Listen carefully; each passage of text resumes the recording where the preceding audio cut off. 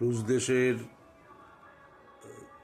ধর্ম এবং সংস্কৃতি, যুদ্ধ, শান্তি এই প্রশ্নে যিনি সাহিত্য রচনা করেছিলেন তলস্তয়, তার শিষ্য ছিলেন গান্ধীজি।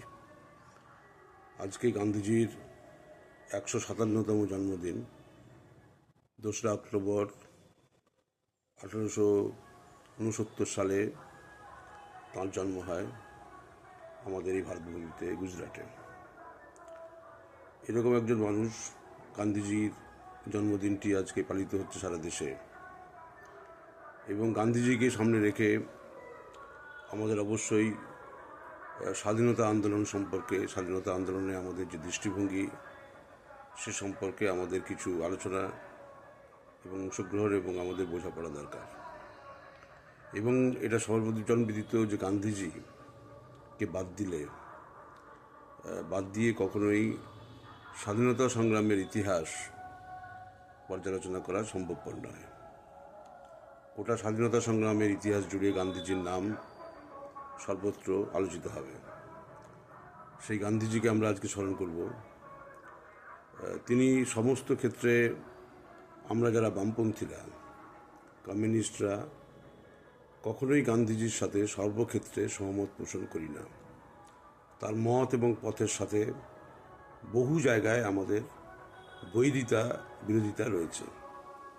তৎসত্ত্বেও আমরা তার যে স্বাধীনতা সংগ্রামের সময় ভারতবর্ষের রাজনীতি এবং ভারতবর্ষের মানুষকে ঐক্যবদ্ধ করার প্রশ্নে তিনি 1915 সালে দক্ষিণ আফ্রিকা থেকে চলে এলেন এবং এসে সবরমতী আশ্রম গঠন করলেন এবং স্বাধীনতা সংগ্রামে যে অংশগ্রহণ করার মধ্য দিয়ে তিনি যে আত্মপ্রকাশ করলেন ভারতবর্ষের আকাশে, তাতে করে আমাদের স্বাধীনতা সংগ্রামের পথ অনেকখানি সহজতর হল।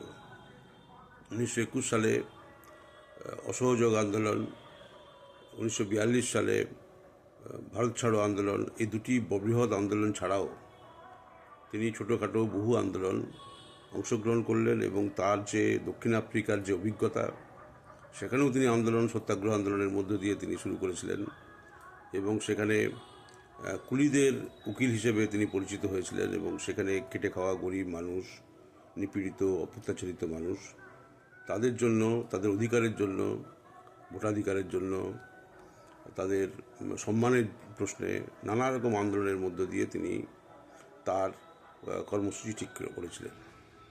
যে কথা বলছিলাম যে তলস্তয়ের শিষ্য, তলস্তয় থেকে তিনি এই শিক্ষা গ্রহণ করেছিলেন যে অহিংসা এবং অহিংসার মাধ্যমে, সত্যাগ্রহের মধ্য দিয়ে, পারস্পরিক বন্ধুত্ব সৌহার্দ্যের পরিবেশ রচনার মধ্য দিয়ে ভারতবর্ষের স্বাধীনতার আন্দোলনকে তিনি বিকশিত করার চেষ্টা করেছিলেন। সবচেয়ে বড় বিষয় হচ্ছে যে 1929 সালে যে লাহোর কংগ্রেস, সেই লাহোর কংগ্রেসের যে খসড়া কর্মসূচি তিনি পেশ করেছিলেন, সেটি নেহেরু রচনা হলেও সেই রচনাতে ছিল ভারতবর্ষের বহুত্ববাদী সংস্কৃতি, বহুত্ববাদী যে চেতনা এবং জাতীয়তাবাদের প্রশ্নে যে কথা তারা উল্লেখ করেছিলেন, সেটি অত্যন্ত সর্বজনগ্রাহ্য হিসেবে সেখানে প্রস্তাবটি রাখা হয়। এটা মনে করার কোনো কারণ নেই যে সেই প্রস্তাব নেহেরু একা লিখেছিলেন বা গান্ধীজির কিছু সাজেশন ছিল।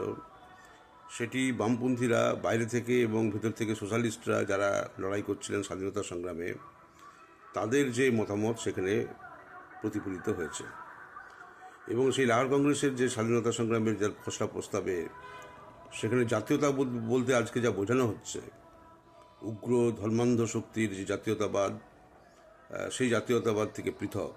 এবং সেখানে আমাদের দেশের 22টি তফসিলি যে ভাষা, তাকে স্বীকৃতি দেওয়ার প্রশ্ন আসে এবং একই সঙ্গে যে প্রশ্ন আসে সেটা হচ্ছে বহুত্ববাদী সংস্কৃতি, ভারতবর্ষের যে বৈচিত্র্য এবং আদিবাসী, উপজাতি, জাতি সমস্ত সঙ্গে মিলে প্রায় 1500টি ভাষা, 1500 ভাষা, এই ভাষার পার্থক্য, পরিধানের পার্থক্য, খাদ্যাভ্যাসের পার্থক্য এবং এই সমস্ত পার্থক্যগুলিকে স্বীকৃতি দিয়ে একটি বহুত্ববাদী সংস্কৃতিকে সমন্বিত করে তিনি ভারতবর্ষের সামগ্রিক এক অখণ্ড ভারতবর্ষ, সে ভারতবর্ষের স্বপ্নকে সার্থক করার প্রয়াস করেছিলেন। এইটাই হচ্ছে আজকের সবচেয়ে বড় বিষয় এই কারণে, যারা শাসন ক্ষমতায় ভারতবর্ষে এখন রয়েছেন তারা হচ্ছে গান্ধীজি বিরোধী। অর্থাৎ শুধু গান্ধীজির বিরোধী না, সেই সময়কার স্বাধীনতা আন্দোলনের পথ ধরে যে সংবিধান রচনা হয়েছিল, যে সংস্কৃতি তৈরি করা হয়েছিল, বহুত্ববাদী সংস্কৃতিকে স্বীকৃতি দেওয়া, এবং তদনুযায়ী যে ভারতবর্ষের সংবিধান রচিত হয়েছিল তাকে খর্ব করে একটি একমুখী এবং ফ্যাসিস্ট কায়দায় ভারতবর্ষকে একটি একশিলায় এমন একটি পরিণত করার চেষ্টা হচ্ছে যার ফলে ভারতবর্ষের যে ঐক্যের যে সুর, সেই ঐক্য আর খণ্ডিত বিখণ্ডিত এবং ভেঙে যাওয়ার উপক্রম হয়েছে। স্বাভাবিকভাবেই ভারতবর্ষের সংস্কৃতিকে যদি বাঁচিয়ে রাখতে হয়, ভারতবর্ষের যে চেতনাকে যদি বাঁচিয়ে রাখতে হয়, স্বাধীনতার যে চেতনাকে বাঁচিয়ে রাখতে হয়, তাহলে গান্ধীজির যে চিন্তা ভাবনা ছিল তার সাথে সম্পূর্ণ সহমত না হলেও এই যে অখণ্ড ভারতের যে পরিকল্পনা, তিনি দেশভাগে সমর্থন করেননি, তার বিরোধী মত করেছিলেন।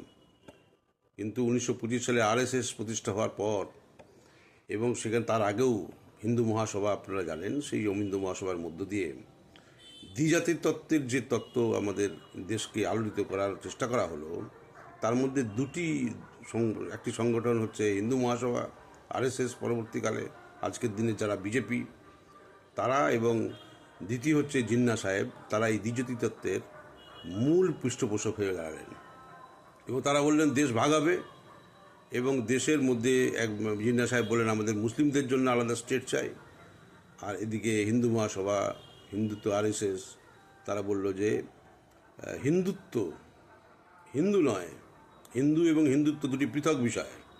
হিন্দুত্বের নামে, হিন্দু সংস্কৃতির নামে তিনি দেশের ঐক্য চাইলেন। কিন্তু এইভাবে দুটি দেশ যাই হোক বিভক্ত হলো।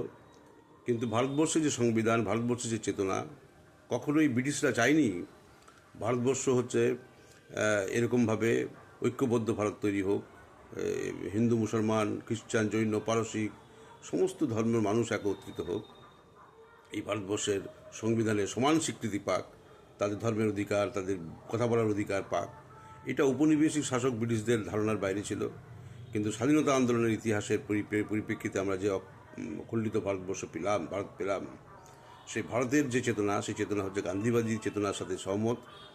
এবং আমাদের হয়তো ভাগ বাটোয়ারা হয়েছে দেওয়া নেওয়ার ভিত্তিতে, বোঝাপড়ার ভিত্তিতে স্বাধীনতা আন্দোলনের, সেই ইতিহাসটা আমরা নিশ্চয়ই আমাদের অনেকের জ্ঞাতার্থে আছে।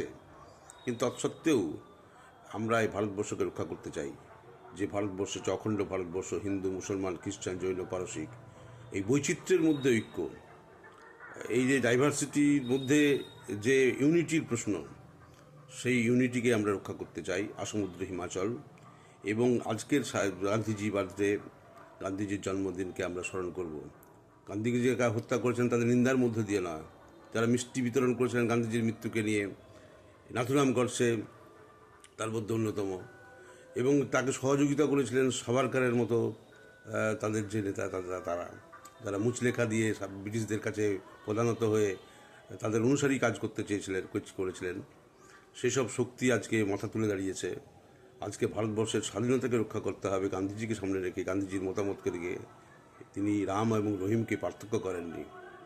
তিনি সমস্ত ধর্মের যে নির্যাস, সত্য, শান্তি, সেই বার্তাকে তিনি ছড়িয়ে দিয়েছিলেন। এবং তিনি প্রার্থনা সঙ্গীতের মধ্যেও রাম রহিমকে এক আসনে বসিয়েছিলেন। এরকম একটি মানুষ, তার যাই ত্রুটি বিচ্ছুতি থাকুক না কেন, পশ্চাৎপদতার চিন্তাভাবনা থাকুক না কেন, গান্ধীজির সাথে আমাদের রবীন্দ্রনাথ ঠাকুরের অনেক বিতর্ক হয়েছে, সেই বিতর্কই থাকুক না কেন, গান্ধীজি মহাত্মা, তারকে আমরা স্মরণ করব। এবং তার যে স্বাভাবিক যে ভারতবর্ষের ঐক্য প্রচেষ্টায় এবং ধর্মনিরপেক্ষতার প্রশ্নের সামনে রেখে তার যে ভূমিকা, সেই ভূমিকা আমরা লিখেছি।